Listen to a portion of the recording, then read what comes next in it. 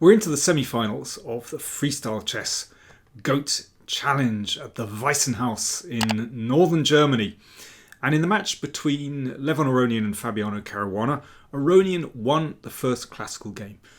So that meant Caruana would have to win the second classical game just to go to the tiebreaks. So that's the game we're going to be looking at. Of course, Levon Aronian just needs a draw to sail through to the final. So here we go. Let's have a look at this classical game. So Caruana with white. Let's look at the baseline.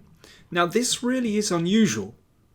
You can see the major pieces on the queen side, minor pieces on the other side of the board. So yeah, really quite different. So I think the likelihood of white castling on the king side is pretty slim. So let's see what happened. d4. Okay, looks like a solid start from Caruana. Pawn in the middle, protected by the queen. And Aronian does the same. Very solid. f3. Remember, he only needs a draw. Bishop comes out. Well, maybe the bishop can come out, and perhaps the pawn might go to e4. g6. Okay, that bishop might look out at h6 down at the rook. Knight d3. Okay, looks like a nice move for the knight, looking at those key squares behind the pawn. And knight d6. So Levon is content just to follow, pretty much symmetrical path. Remember, he only needs a draw. g3. So the bishop might pop out to h3. f5. Well, that looks very much like a Stonewall Dutch pawn formation. Knight f2. So who knows? This knight might follow. Whoops, that was not correct. This knight might follow the knight if it goes into e5, perhaps to d3. Bishop h6. Now that's an interesting one. Hits the rook, so just about forces f4. So now we've got a symmetrical structure again. Knight f7, and the pieces are almost symmetrical. Just that bishop on h6 is oddly placed, just hitting on that rock. So that's going to need to come back again somewhere. Knight e5 and knight e4. So pretty much the same. So is this position just a bit too dry for Caruana to play for a win? Well, he found a very cute move. Queen e1. Really nice move. The queen looks out on the queen side. Looks very nice. But also it makes room for the rook to come to the d-file. So Aronian exchanged off that beautiful knight. So symmetrical pawn structure. But Caruana is going to be the first to get a rook to the d-file. Now that's very important. So what happens if Aronian just follows suit and plays queen e8? Well, a couple of things. You could claim space on the queen side with a4 and a5. The other thing you can do as white is play rook d1. And if rook d8, exchange, and then watch this one. Castling queenside is legal. So white is the first to get to the d-file. And obviously that's really significant if you can control the d-file. So let's just come back a couple of moves. That's why queen e1 was a very clever move. Just gives white some interesting options. So basically, Caruana is using this extra move. It's pretty thin at the moment, but that just one extra move could give white the advantage. Aronian played c5. So it just shuts out that bishop for the time being. And you never know, gives the queen perhaps something to do. That covers the a5 square. Rook d1. Hits the queen. Queen e8. a4. Well, it looks like Caruana has some initiative anyway. Rook c7. That doesn't feel like a very comfortable move for black to play, because black is not challenging the d-file. I mean, probably not possible anyway, because that pawn needed protection. But it feels like Caruana is really doing something now. You know, it's not possible for black to castle. Let me just show that actually. Castle's queenside. It's funny, it almost doesn't look like it's a legal move. But after this, well, watch out for the checkmate. That A2 square is covered. But here, white castle's queenside. Hitting the queen, and then you can take here. So this is black's problem, challenging the d file. Bishop e6. So for the moment, that bishop on h6 is really poorly placed. But this bishop comes back to cover a few squares. Bishop takes c5. This is interesting. Well, Aronian was hoping that there would be trouble on the c file. But there's a lot of trouble on the d file. Rook d8 check.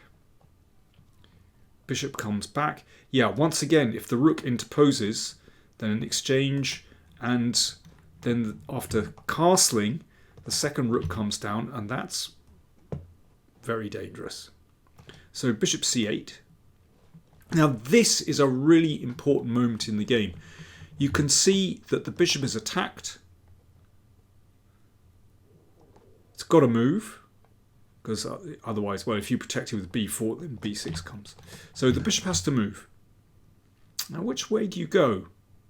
Okay, I will leave it to you to figure out. Where would you move that bishop to?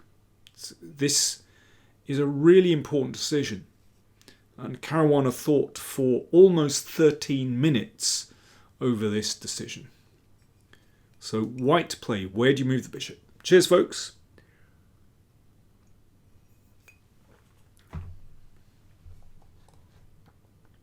The move one would like to play is bishop a3, because it still looks at that sensitive e-pawn. However, after check here, a6, the king has a chance to escape. And then once that happens, watch out for bishop e6 check. So black is very much back in the game after a6. Although it looks like a very tempting move, it's not the best. Caruana played bishop e3. This is much better. Yes, Aronian took here, but you can see obviously a6 has no effect whatsoever. The bishop still covers here. And checking doesn't help black at all. Okay, let's come back. So b6 from Aronian.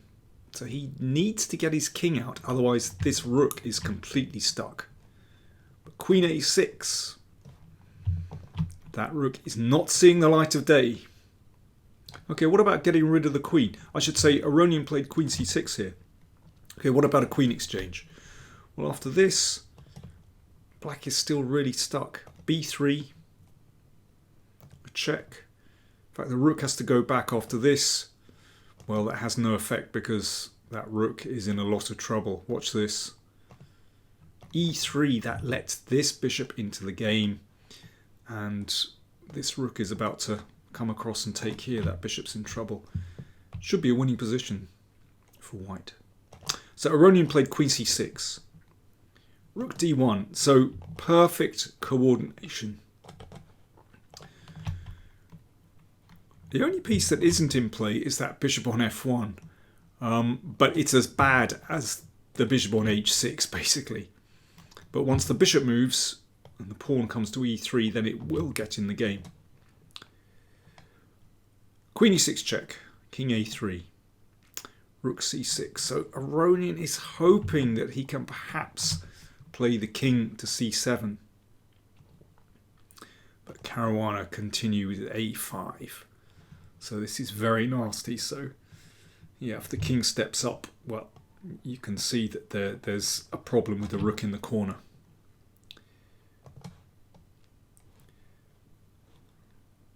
g5 played. Oh, by the way, if the pawn is taken, then check. And rook e8. Well, with the idea bishop c5. Well, something similar happens in the game actually. Anyway, g5. So a bid to try and get this bishop in the game. Rook e8. I mean, black can barely move. Could be that rook d8 follows, but there's also another very interesting idea that rook e8 sets up as well.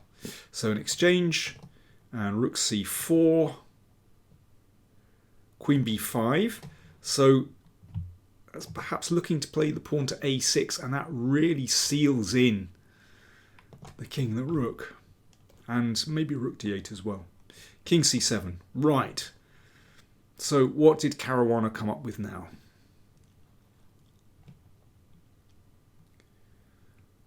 Next move is absolutely crushing.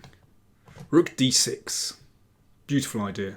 So you can see that's why the rook came to e8. So really that has to be taken. And here's the trick. Bishop takes b6. Queen takes b6. No need to take it yet. First of all, you give a check. And then rook takes queen, because you can see that there's a pin here. So black is just utterly lost. Bishop f8 played, and that's really desperate. And Caruana finished with rook takes, and then queen takes d6 check. Aronian resigned. Doesn't matter which way the king goes. Queen b6 will be mate. Very nice finish. A guéridon checkmate, I believe. Look at that bishop on f1. It never moved. It was about to get into the game with e3, but in the end, Caruana didn't even need that bishop. A very curious piece. Very curious game. But beautifully judged by Caruana. When it looked pretty dry, that move queen e1 really set things up very nicely, and then he finished the game really, really nicely with some hot tactics. He had it all under control. So that meant that the score was 1-1 after the two classical games. They went into a rapid tie-break. There was complete chaos. It was really exciting.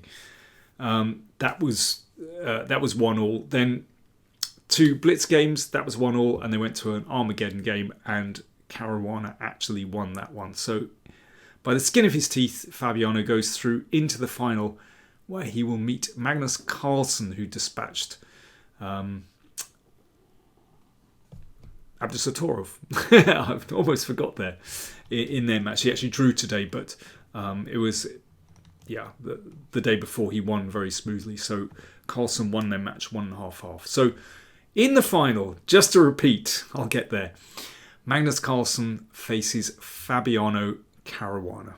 Should be very exciting. So play follows tomorrow on Thursday. So two classical games, one Thursday, one Friday. Thanks for watching.